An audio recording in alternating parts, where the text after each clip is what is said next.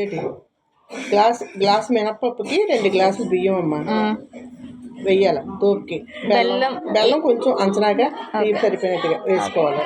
బెల్లం కూడా అందులోనే వేస్తారు, సాల్ట్ కూడా వేస్తారు. చిన్న సాల్ట్ వేస్తాం, కలిపేసుకోవాలి. మరి అంత చక్కగా కాకుండా మరి ఇలాగా. ఓకే, మా అత్తగారు చెప్పే మాటలు అయితే ఆలకిస్తున్నారు కదా, పక్కన టీవీ సౌండ్ అయితే వచ్చేస్తుందండి. ఏమీ అనుకోవద్దు, పిల్లలు కదా, చిన్నపిల్లలు.